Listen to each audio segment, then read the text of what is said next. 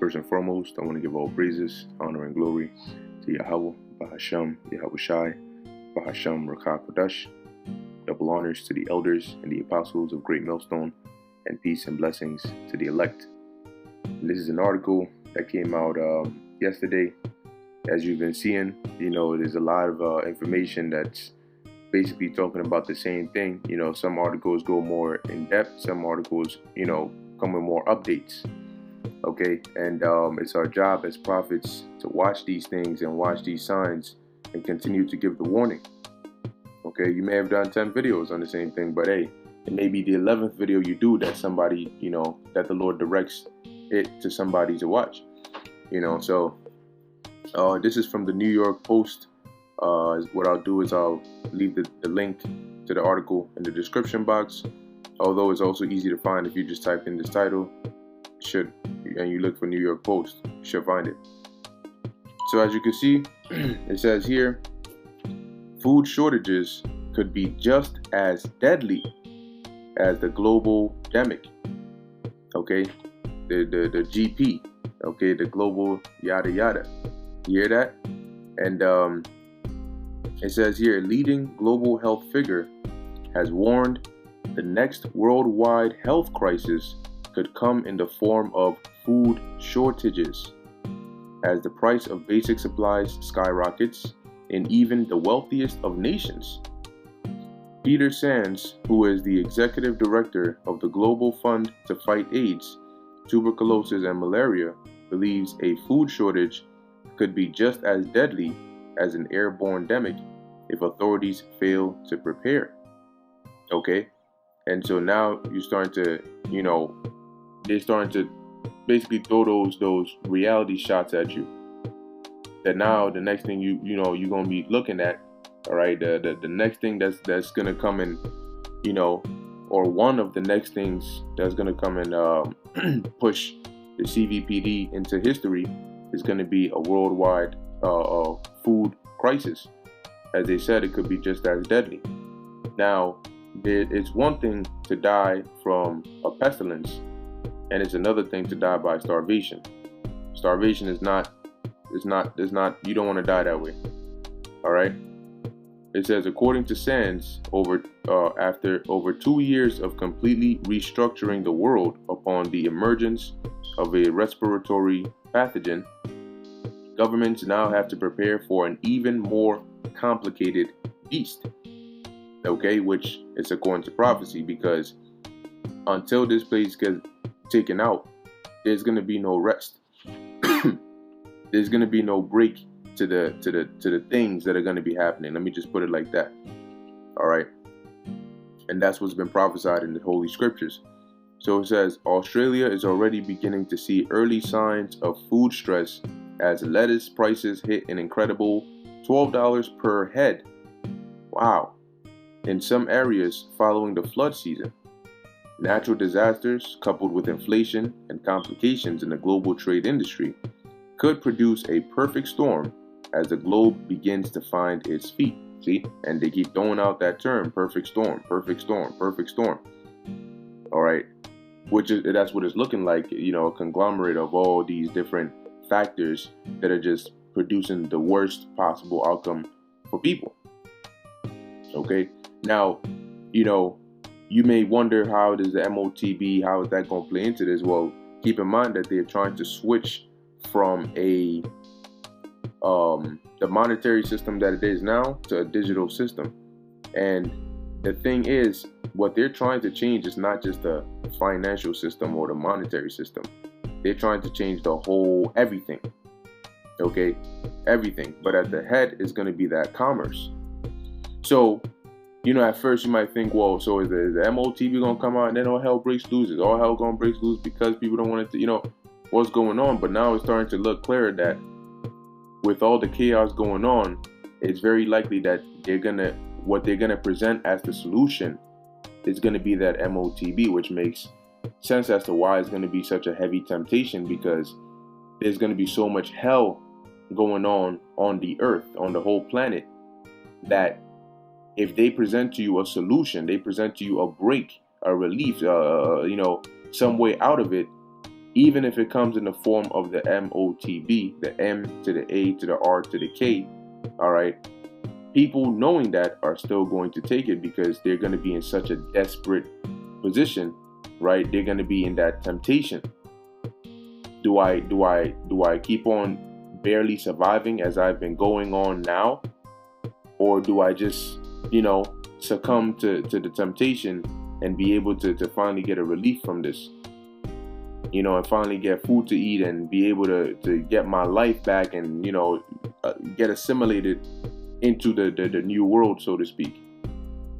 Okay, so that's why they're behind the manufacturing of the food crises. Lord willing, I'll do another video. I saw another article on how the UK is closing down one of their plants that produces fertilizer, and which will leave them with only one plant that produces fertilizer for them, which is not good. And farmers keep on telling, they keep saying it, that look, the way things are going, man, it's not looking good at all. All right, so everybody from every aspect, every corner is coming with bad news. And yet, still to this day, you have people that walk around, not a clue as to what's going on. And that's why the scriptures say that it's going to come suddenly, because they're not watching. See, to us, it's expected. We're waiting for it to happen. To them, they don't even know something like this is about to happen. So when it hits them, when it hits this place hardcore, it's going to be different outlooks, different reactions, pursuant to Isaiah 33:6. All right, wisdom and knowledge shall be the stability of thy times. And the scriptures say, Hosea 4:6, that my people are destroyed for a lack of knowledge, because they hated knowledge. All right. Now you see here, attention customers, due to the ongoing CVPD, some items may be limited, maybe in limited supply or out of stock. It says, Sands, who works in areas already struggling with poverty and malnutrition, says wealthy governments risk making the classic mistake of concerning themselves only with the crisis that reflect the most recent disaster the world has faced. It is not as well defined as some brand new pathogen appearing with distinctive new symptoms, but it could well be just as deadly. And he's talking about the global food crisis. All right. It says, Sands said, and that's not the only thing that you're going to be facing. So these elites really want to make sure that after, like when they officially come ready to say, all right, this is what we have to do, they can say that with full confidence, knowing that people are going to be so desperate that they'll be on board, even if they were against it before.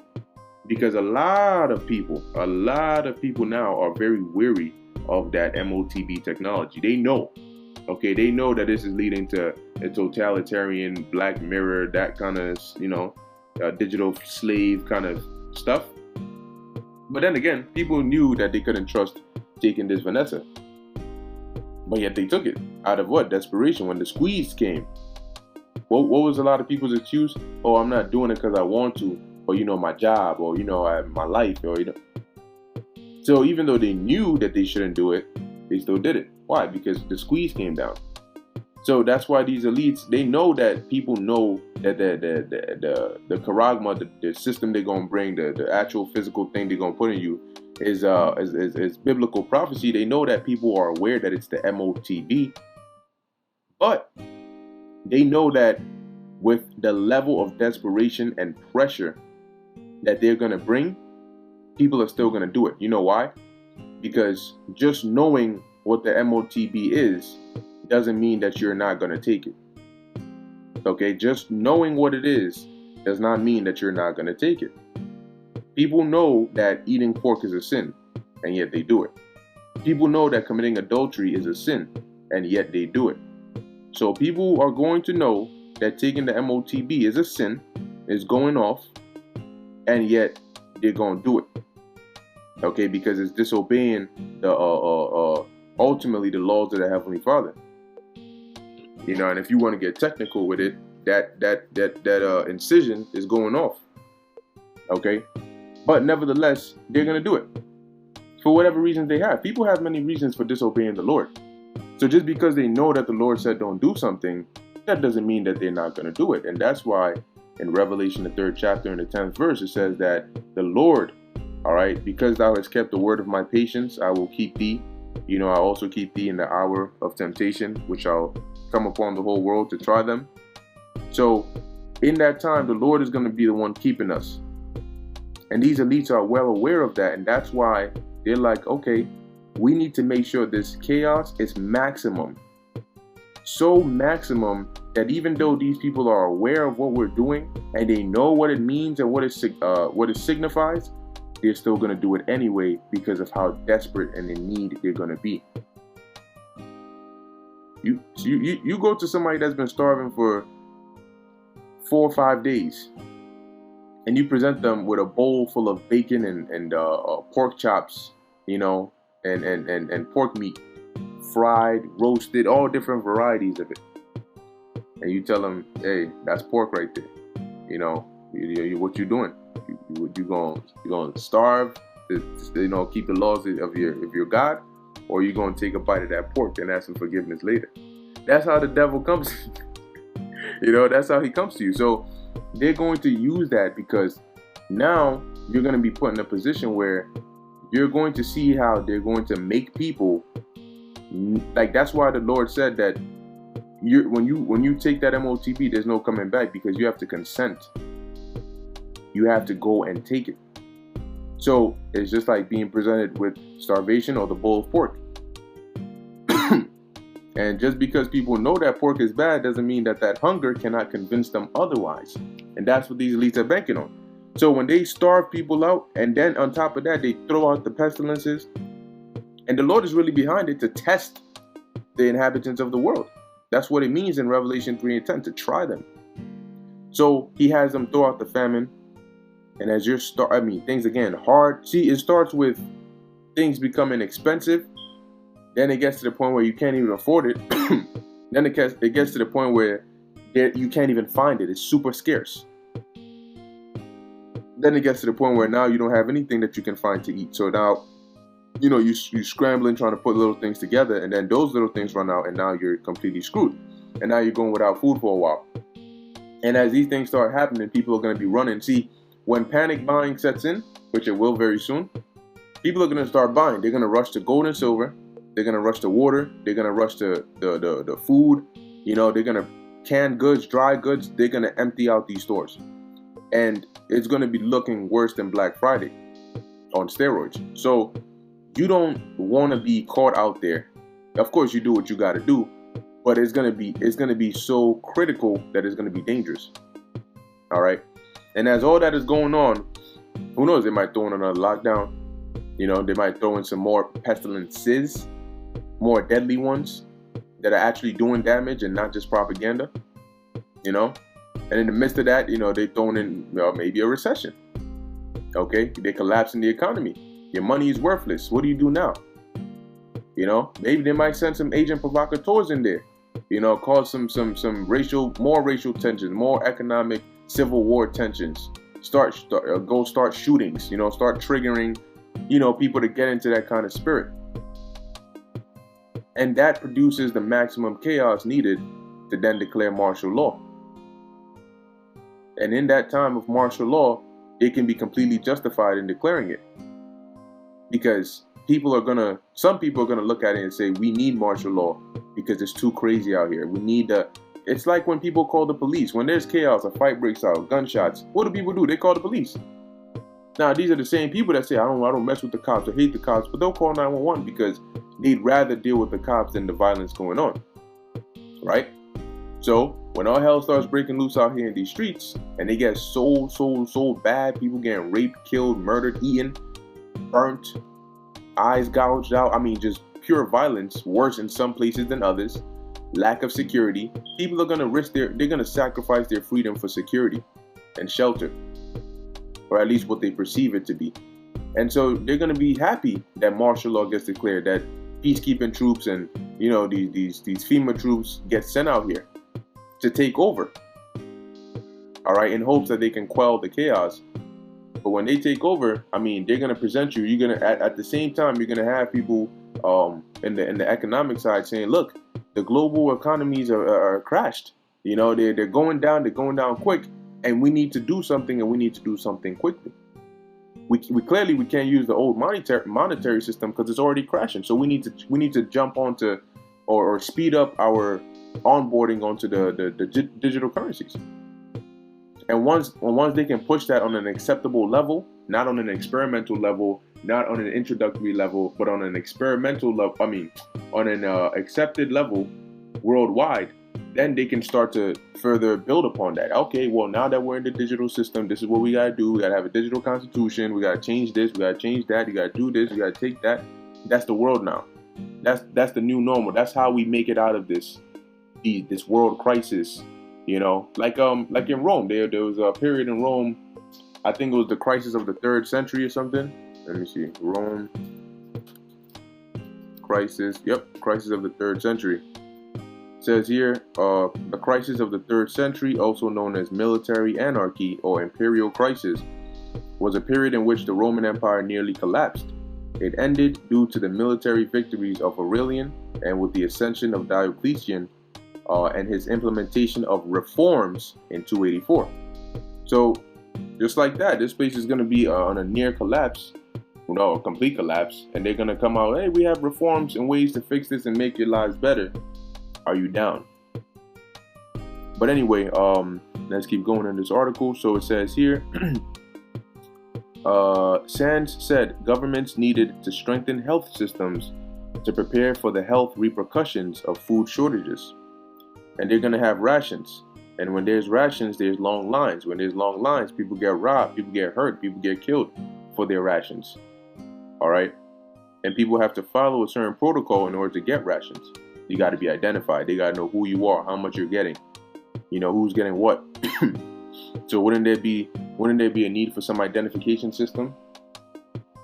Right? It says, while it is unclear just how devastating accelerated food shortages could be to a first world country like Australia, health experts have urged leaders to stay vigilant. The Global Fund is aiming to raise $18 billion to boost worldwide health systems and has already raised over a third of its target for the 2024 to 2026 period. It says here, we've been talking about these very scenarios for 50 years. We've been speculating, we've been measuring, we've been applying our minds to making predictive models, but for various reasons, we've not been taken particularly serious. We've centralized and commodified and simplified all the foods we eat, she explains. That's made it incredibly vulnerable to the extremes in weather that are happening at the moment in Canada, the US, and Australia. The ability to absorb a conflict like that between Russia and Ukraine just isn't there. So you see why it's the perfect storm? All right, shelves are empty. This is going to be commonplace. Look at that. Look at that. There we go. And the things that are going to be left there are things that they wouldn't be the first thing you would go for, but desperation will make you go take anything at that point. All right, it says here, it's about the incredible implications of not getting these right. It goes beyond conflict and social unrest, because you're going to have a lot of that, 2nd Ezra 15 and 14 on down. It's also a national health issue, Dr. McFarlane continued, highlighting the potential pressures of climate change on food supplies around the world. And it's easier, when you have an Ian and your immune system is weak, it's easier for you to, they say usually a lot of people who die of like a light pathogen, a light disease, because their immune system is no longer able to really defend them, even on a level of even like a cold, to take you out. It says, in an ideal world, you can get what is currently an adequate amount of food produced around the globe into the mouths of everyone, we'd be okay. But that won't remain the case under climate change unless we are very clever. So now you got climate change being pushed out to the forefront. And one thing to really take note is that they're not telling you that, hey, we're fixing the problem. No, they're just telling you that, hey, there is a problem and blame Putin.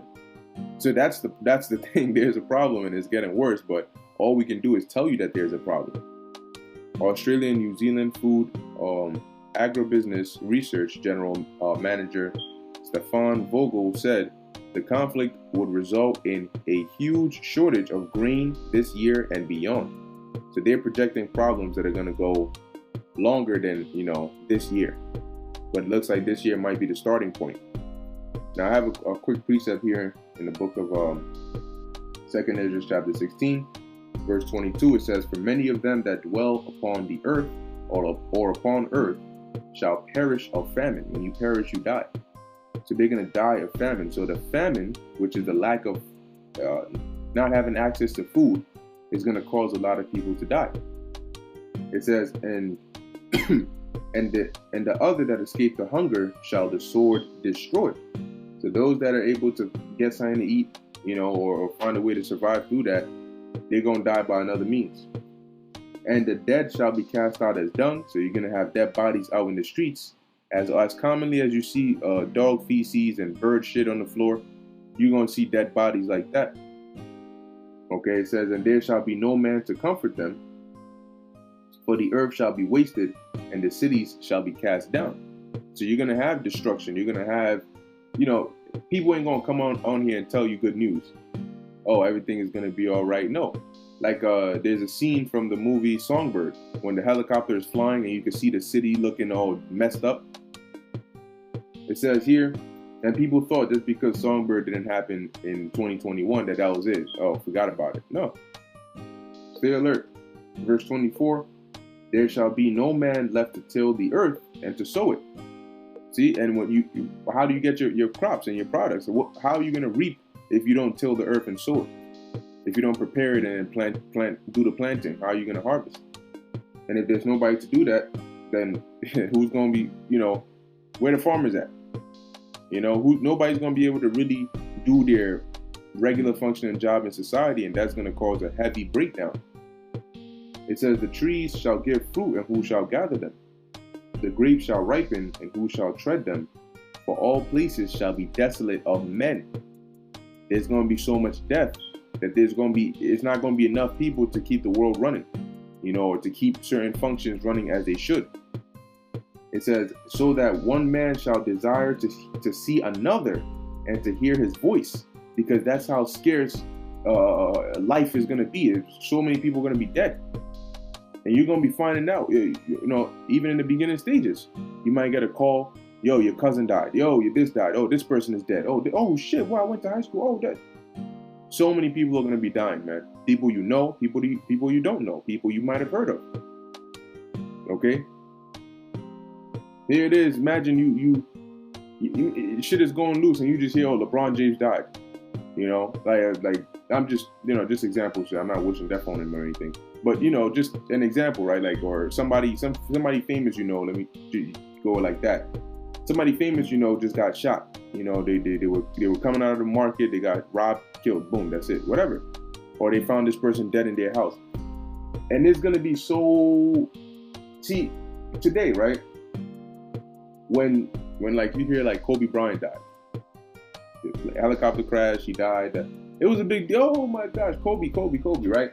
But that's because you can sort of think of it like almost in an isolated situation. Now, imagine Kobe, then this guy, then this guy, then this guy, then this guy, then you, then you're not you, but your family, your loved ones, and everybody is going through some shit.